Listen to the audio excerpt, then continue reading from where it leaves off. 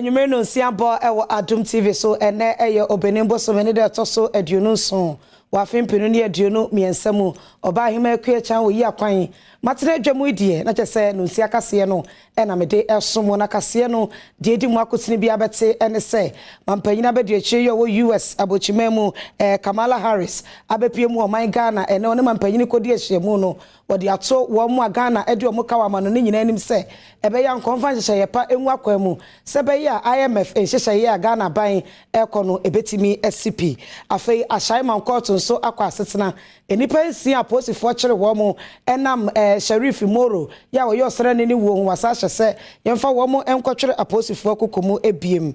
enkwanhye si ewo Accra-Kumasi kwantempon so enipa miensa de wo mu da no emu odene afoforo so eprepra ensem weni afoforo bi ene ka ho donhwere ya meken kan dia ma so anwume no nsia kase midin e de akuya echa oyi akwan same ho aye wo fa eye Sound Creations ewa agboboloshi ena washamatade kama beti afram wo 0266 6306 34 no mo ebeje wo so meba ni ahyase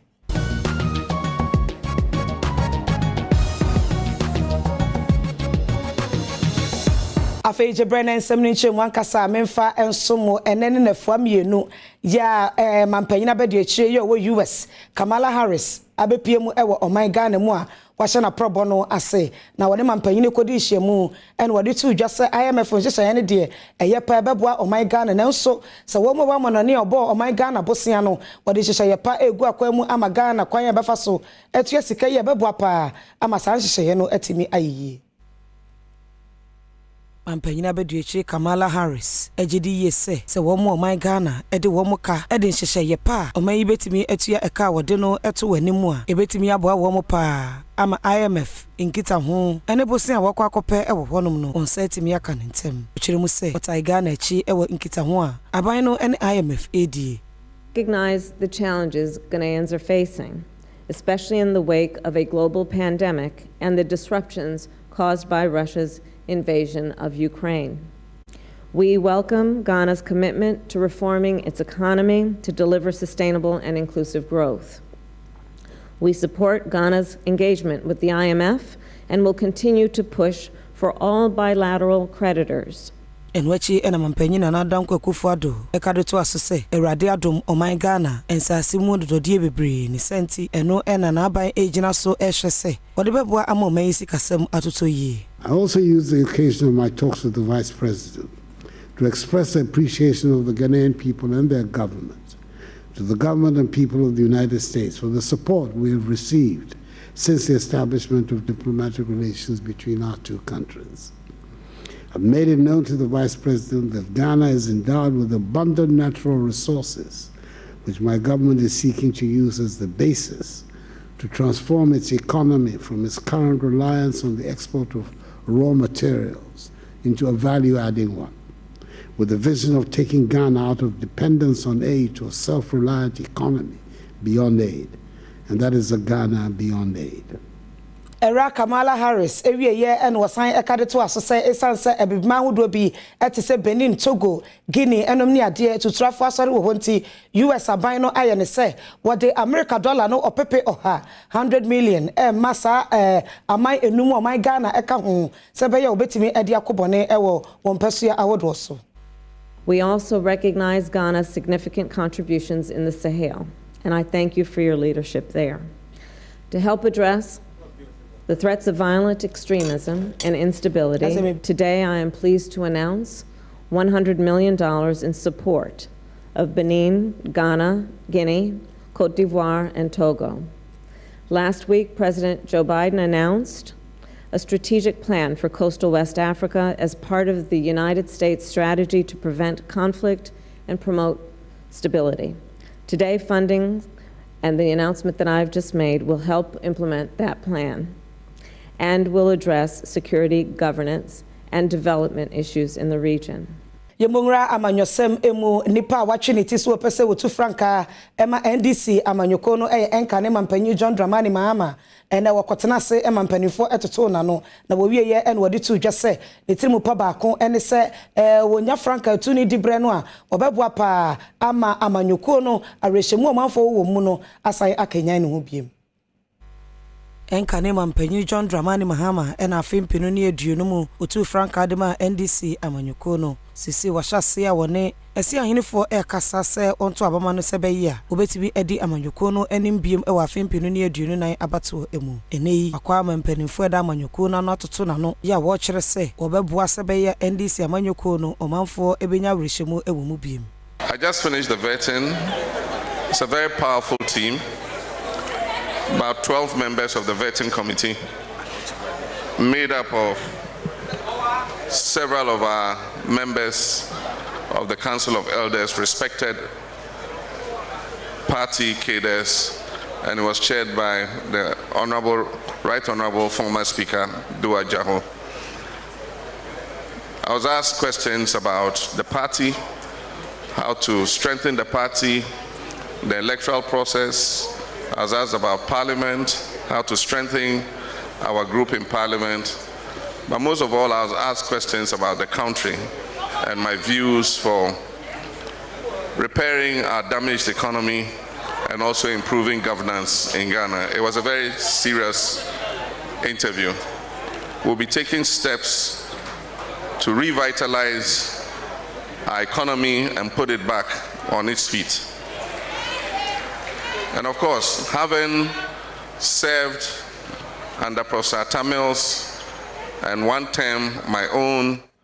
Nanu fiada na jo ene beto dwase emrahye bedwafie no abato ekoso ama aswafo a mampanyina bobo mu din no waje wo mu atom na nka empanifo da NDC amanyoko no ne se ema edomkuma emrahye bedwafie ento aba enye saafo no entum ekwi ase na abato no wo mo edi nkonim a yese yebusa se ehefo ene wo NDC amanyoko ni mu a woto aba ema MPP empanifo eba bedi aswafo emane boni wo hina mponsa edi sansemi echi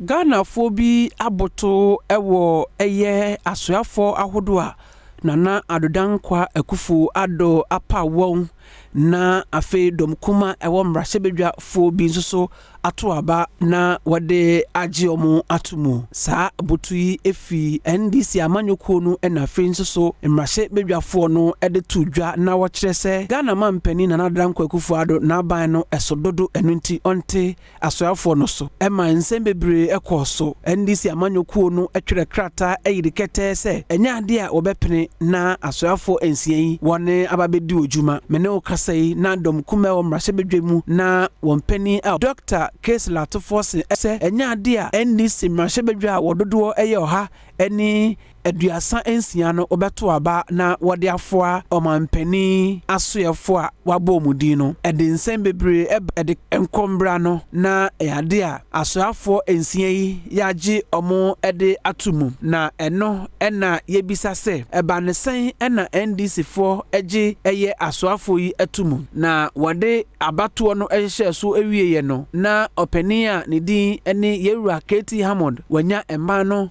oha eni eduonum enan Yewura Brane Champo no okosha rekocha nsam so onya emma no oha eni eduosia enson Yewura obi amo no oko local government ministry no ono nso enya emma no oha eni eduanan enkron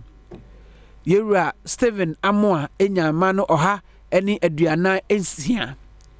Yewura Stephen Asamoah Boati enya emma no oha eni eduanan enson ena Dr. Adam Amin enya emma no oha eni eduonum emienu. The House has accordingly approved T. Hammond as for appointment to the position of Minister for Trade and Industry. Honorable Brian Achampon as Minister for Food and Agriculture. Honorable Stephen Asamoah Boateng, Honorable Mohammed Amin Adam Enyume no nsi akase na oguso a wo hye ewo Adom TV so na enso braso se meton kretia wa mesro tweme ekwa abane ato so.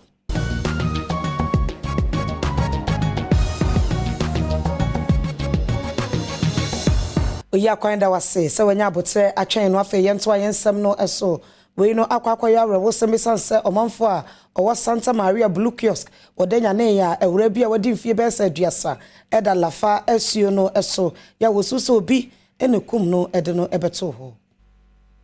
Kwadwo sei eye fie wura ne fie enchen ena wokuhu wura bi emu ewo lafa insutine ne mu ewo Santa Maria Blue Kiosk na wode to yamane boni animu se wo fie ena ne ma ebebo na mane se wono mahunu se obi emu eda nsuo ne mu ne senti wokwa police fo aso ye kokobo wono mu amane na de si ya chire no wono akasa de mu nchire mu eto yamane boni anim.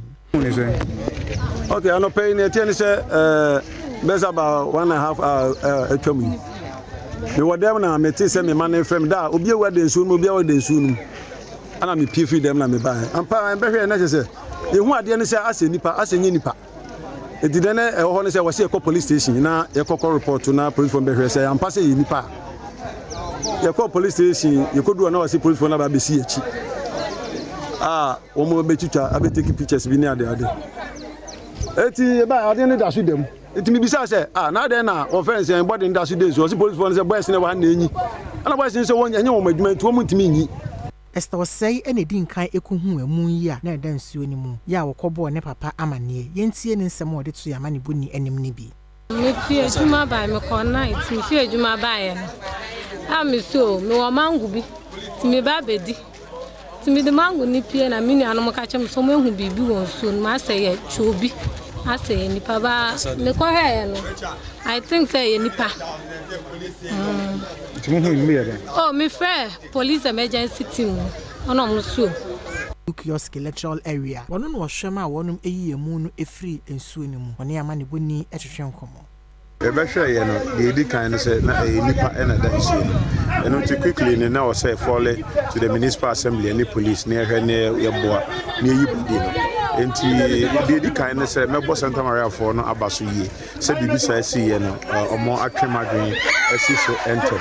eno ti say ye hwe na ye yi body no environmental for so eba ni police na ye yi your disinfect ba bia body no eda na ya hwe na ye deposit ye dia komo na bibia ayekama Obenimbo somede etoso enan ena rewo sembeto dwa ewo manga na se wosrani Sheriff Imoro enipa bi abrono akum no ewa Ashaiman Taifa posifo gina won hwehwemu so ekire nipa nsia eneyi Ashaiman circuit course akwa asetena wasasam no so a wo hye se enipa nsia na nko bedi wasam no wonsafo nkwatwera posifo akukum no foriso bosomene de etoso du baako wonsafo mra court bi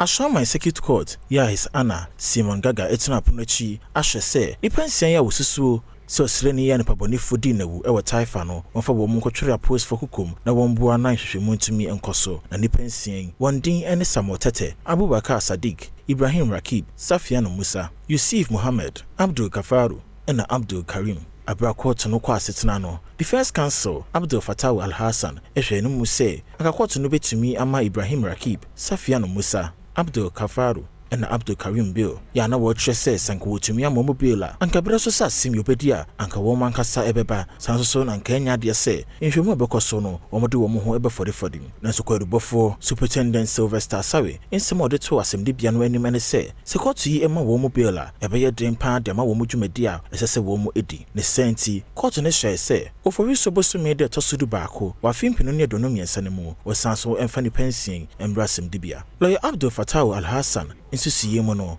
uhone se kwadu bono ebema asem no atwe akwechire. It was a disappointing day.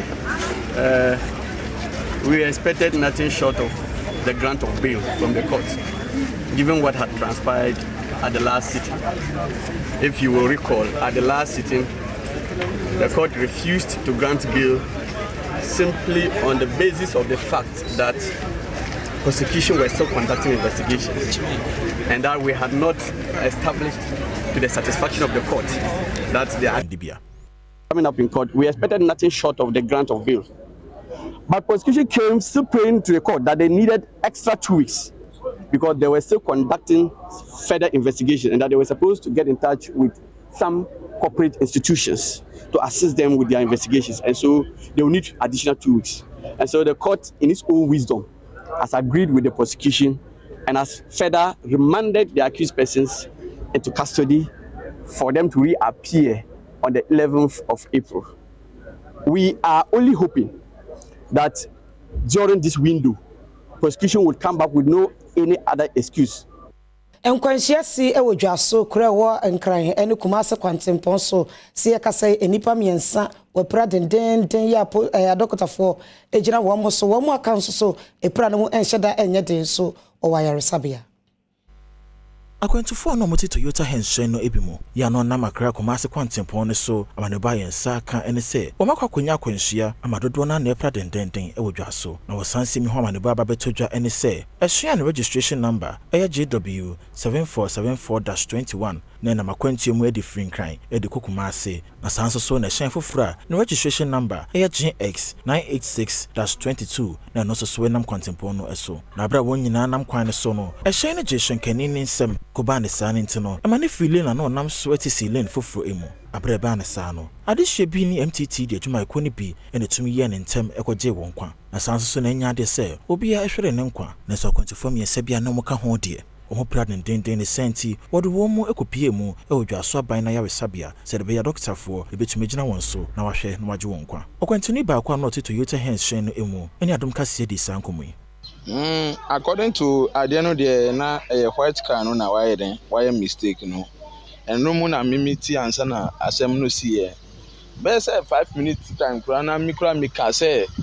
the way a car we see the overtaking no obe pride. Na asem no see here nti mikra see here no na man for see na waka asem we na anya si no. Enwachi clinical coordinator wodwa so aban na yaresabia kwajubu ahen enso den sem sei ene to aso nti yehwe accident na esi na nyankopon adom yenya critical cases bebre but so far no yemfa say ahwe nipa be 20 a little bit of 20 and a little over or it could be a little less than 20 but it's around be nipa be 20 but most of them are stable mu nyina timi kasa omunyina timi ubuso omasama mu timi ka the only critical cases ka cry wo ebitima ka say critical ka cry be nipa be 2 or 3 the crack no oshenkani ana wo twi Toyota henshen kwa mejemfi enso ka de twa to say mo kan sa nyana ko ka de say bia me you overtaking and say bia me be speeding no mo kan mintia say me some passengers ti sebi bibi ko acho no mo kan awaso nsutie ba na ntesa sa de emperifosi de utwa se nim se na chiachia ti o mo nso yi mistake bi na o kan awaso utie wo mo ko na do mo nam na asem de sia. Reverend Father Andrew Campbell and a year penimpa what Lepers Aid Committee ne de ene sesebe wo mo yare kwata no ene wote nani ehye wo mo ene wode ato adokotafo anim se woko baabi na se obi yare kwata na se wo ba waso ye na wote wanim ama no ehune mobo isa sa yade no yade wo se yete ani ehye pa wode sansem wetu jo abra muslimifo asore woko bia no ewo weja. Founder of Lepers Aid Committee, our sign a Ghanaian parish priest, our Christ the King Catholic Church, our Reverend Father Andrew Campbell, Ediato Ghana Registered Nurses Association, Ghana Health Service, Ghana Medical Association, a doctor for any a nurse for any say, Womo enwese womo ebenya emre, Ediama enuanuma womo eyare kwata, se womo eba womo ayare sabia, abra wo see mox, fofro ema enuanuma womo ewo weja empatemunu, na wo sign edi ni birthday na eho, ana odi tu dwa se, aya na ene mobo se enuanum a womo yare kwata ekopie mu eware sabia ekwan a anesifo bi ede omo faso no aya na emfa kwam. The north of Ghana, and you see many of the people there in villages. Sometimes the nurses overlook people who have leprosy. They don't know because they haven't been trained. Like when you have a patch, here, a patch at the back, it's a sign of leprosy, and sometimes the nurses don't know. So we need more training for our nurses.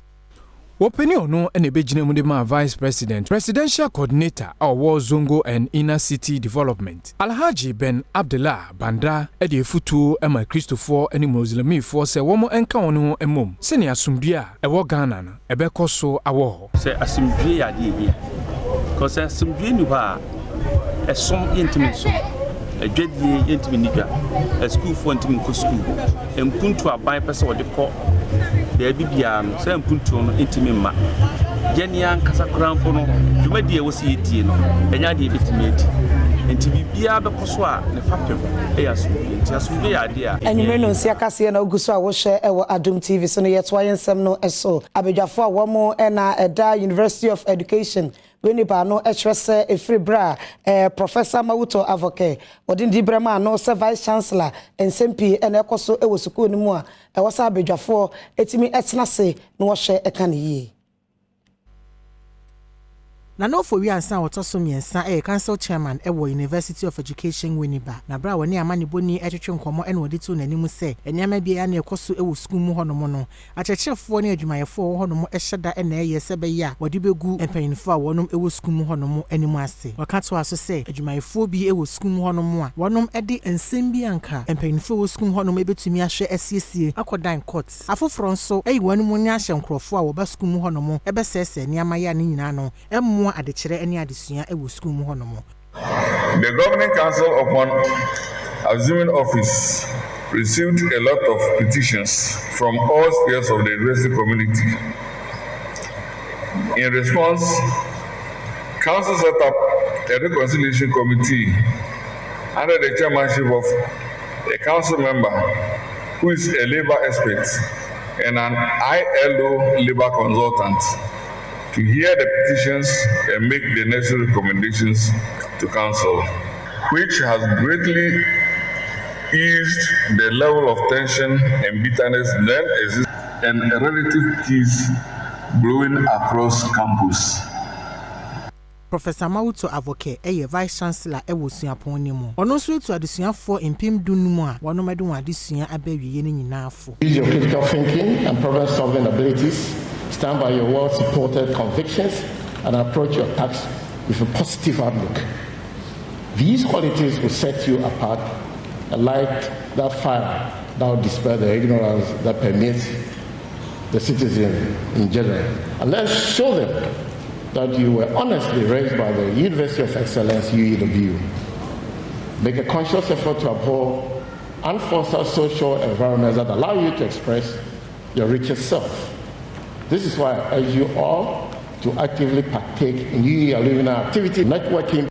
Baba kwa na nko manfo wo nkoko ehye kwan se obetimi awi ama wo mo eye nkoko sports stadium nenso mfie pie chinie wontimi ensi wieye emrahye bedwane Joseph Rimpo kwa pro bo wono mo a wo kire se esanse sika eni honti ena sa stadium wonsi wieye a akoyo hawo edi ama no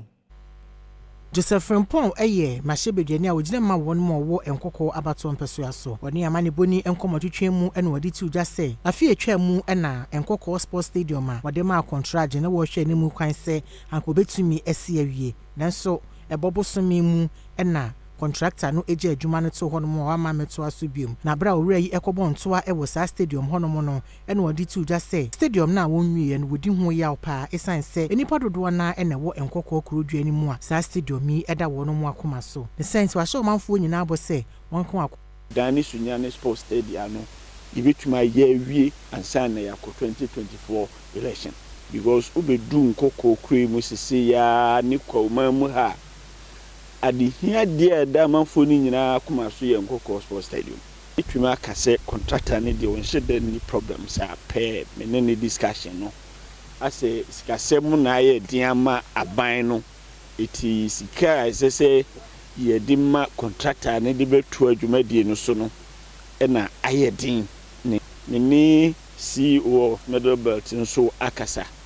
let just say we prepare letters of credit akọ finance sese politician or no contest bi no nim say uba kwawu a kwafo nyina ehwe nkoko stadium so ngoka so oba obego akoye you obegosi apata what I say oba stadium no ofo ka obenya go enwume no si akase na oguso hye ewo Adom TV so na so braso Sameton Kretia wa mesro tweme ye kwa abani ahwese de apomden ani dwade ensem esitie. Medase the adruso no apomden ensem na Nightingale College of Health at the one graduation to do acheso ewa denta twemede na sene school panyini edito adusuafo yenim se ebra wa wi a wokọ apomden adwuma nim no enhyehyeye dawa wose wodidi dwuma nyina no woni so sebe ya adwuma wokọ ye no obetimi aye ne yi.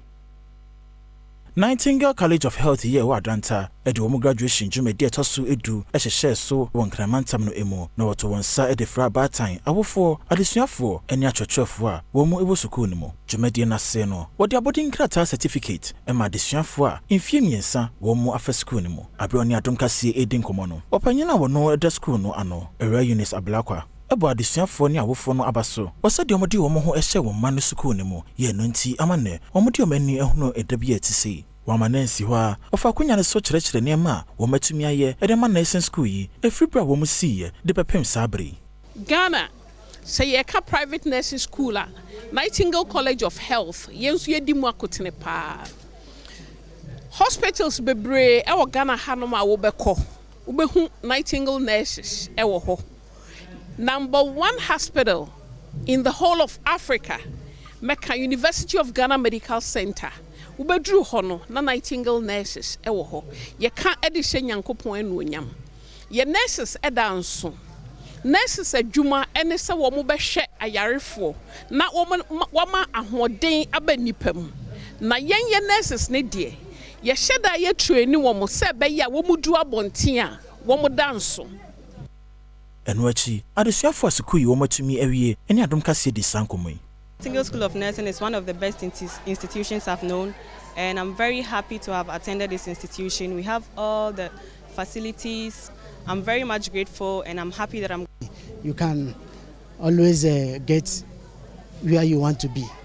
If you put your mind to something, it's definitely going to come through. And the school is a wonderful school. We teach us the core values of being a nurse. So I'll urge everyone to come to Nightingale. See how I'm looking very nice. Yes, come to Nightingale where you have your dreams.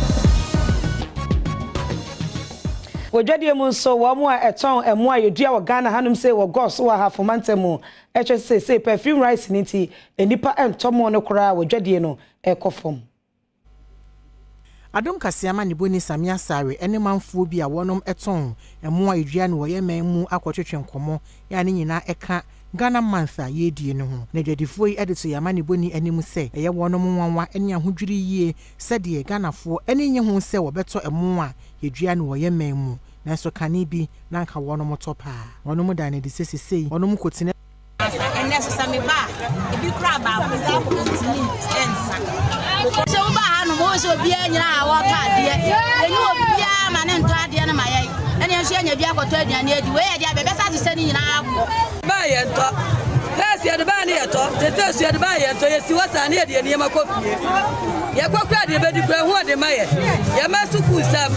ye dwa ne diem abusumo ye abusumo o se ka mu iki to maye na ka ye hu ye dwadie enkoso enso ye ba ye si wasa ne ye sa de mu ni kofie Yamani boni to aso a ibisa wonom se eye mo ne buo na ede ne ntina omanfo ento ana na anu yi a wonom ede ma ye ne se yana amanfo ba wonom kire mu se emo ne buo de ne nanso enya wonom emfom so wonom koso ato aso se wabomodin a ede ato akuafo a wonom dua emu yi animu senka wontete buo no so ema wonom nanso akuafo nsu kire mu a de edu so wakase mu Advocacy nti oba hema mema mu so kakra na kajiwa na nkasa ede Advocacy asom Abuja yamwa kwaba yento aso wo agudi ensemu ebeshase de the Black Stars of Ghana and wo obi man so Luanda Angola manmu no kopi mu na nyasam keto Accra Ghana atimi etika na Angola fo asha omuka so mo de kwa no Asman Bukari etimi teka ni tipene Ghana moving to 8 points wo table no so highlights na kakra. Capitaine Daniel Amarté vont-ils être enfin récompensés? Les Angolais, ça en prend le chemin avec ce contact dans la surface de répartie. C'est parti pour Gianluca, c'est transformé. L'Angola, et c'est absolument logique. Et devant, grâce à son attaquant, Jean-Lucas. Ah, c'est mérité, tant ils auront dominé ces Angolais depuis le début de cette partie. C'est même mérité pour le moment sur avec Joseph Pensil qui va pouvoir centrer. Le centre en retrait de Pensil pour Osman Boukari. Les entrants ont... Right, Black Stars say we if you Diana yeah share the Ochina Bekoso Kumasi Babanyara Sports Stadium Ghana na 23 side Black Meteors almost switched that corner against Algeria. First leg ekoye 1-1 yeah share the Bekoso Ochina. Ibrahim Tanko na head coach and the Madam Meteors. Yeah, well, I think the boys did very well. We came with a plan and it worked for us very well. I mean, all of you watched the game, 2 penalties, which for me is not penalties. But I mean, the boys show character and then came back to get the point. So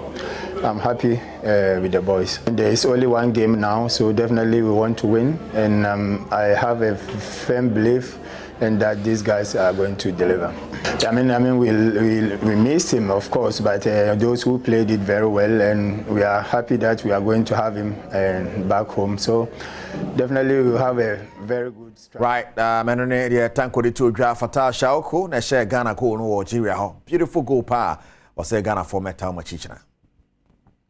My name is Isako Abdul Fatah, player from Sporting Lisbon. We are here to play for the nation, and Black Meteors, we need your support on the 28th of this month. That will be on Tuesday. We need your support to come out and support us to qualify for the AFCON. Let's go. Eti bejina so na nyumre so ya de si Black Stars actually nsem nyina na ocha anopa ya de bebreo na Sergio Manocho bana padi bo twa me producers kejo rankasa ne Erica Siru body na hema etwa so.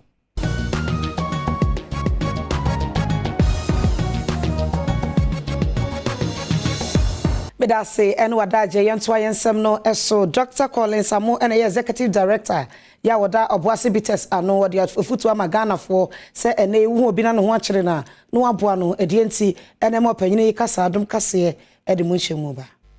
Dr. Amu Collins ene panyini a wada Obuasi Bites ano na wone AdomCacy ama ne boni Isaac Enomenyo entwetwe nkomo wa bra wode aniama bi ekodom Research Utilization School for the Deaf ya ewo ahanso ya wode ya ewo Obuasi Eastmansini ni mu no ena wode tu dwa se kwan ya wo fa so edi wone ne maame amecha awoda wo kire mu se na dwuma a wo ye no Obuasi ena ewo ne senti ena ofato ne ho so se obekọ saa bia honom no wakọ akoye wonom adoye ene dey eye my birthday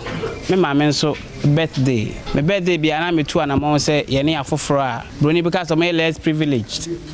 ebe di no ofeso enti be mfie mi ense de na me koye ne central region ti this year de na me se dabe Obuasi aha na o me free ana Obuasi Bites nso ha na sha ase enti na we se ye be ye adoye e de boa wona we less privilege nti ye bota ye de ba hanyina we de enema emo 15 bags ana sugar 1 bag na enema na doso emo kan si 8000 enka na sisi no 80 million ha no na eka na si ye na ewie nso ye di sika nso eye 5000 enso aka ho se omonje na eja se large bay kran so a ombetimi eti edi atua na adusua eni puntu so akoso ofia Genevieve Basenga eni Emmanuel Basenga ena saa school yi eye wonom dia ono nso ekire ya mani boni ohawa hodo a wonom enamu ewo school mu honom a osan kato aso se saa niam a wura yi edi aba bedom wonom no ebeboa amwatimi ahye enkoda ne yie ewo ifie honom ni aje pa mo amutim hu nkrai so mo ni aje wo se ache bebre se wo hu nyoma be long time since wo hu nyoma we e wa ha wontimi nka ni na ba irade ni mi na e wa akoma pa ma be kira man nkrai benya nhira bebre e wa brabom benya nkwatenten ono de bedande no be kai mo mpai bom ana obon pe se Obuasi Bites so ene World Theatre Day ne senti AdomCacy bopni new come ya wakto anansesem ekire esanso communication strategies no odi to just say obo my Ghana mu theatre ne de ye ninku hu kra esanse ye niko bi a wo mo ehweso. I think, sir, when it comes to theater in Ghana, no, I would not say, sir, yeah, stagnant, but the challenge is you need a very unified body that really handles theater in the country. When we're even looking at it from the business point of view, you will agree with me, say you need theater companies. We're talking about theater companies. We are talking about a theater industry where you employ permanent staff or even contract staff to work with you on a daily basis. So it's like groups of individuals coming together. Now, drama, then we put something together. A lot of the people in Accra, sometimes in the intro scripts, we just put some stuff together and then we do theater. It's a passion. Theater in Ghana is more of passion than the other aspects of theater we can look at. So it's a very critical question. Say, theater neighbor form, you're training theater art students and we don't find them. They end up in the banks, they end up in various industries without even focusing on theater again. Ebusia kase no esimidase se onya adaje ehye bi medical culture dada side paneto ne ho enti ene wura supermarket bi obi asem top up student echese ya pause papa wodi chusi a ema nkabone ema wonum afenso ema wose no eye nam eye den enti enwumre wo koda no watwitwi wose me ho ye wo fa eye sound creations wo mo ewa gobloshi obetimi afra wo 0266 630634 edi ameje so eye akuya echa oyi akwan na mema ye chena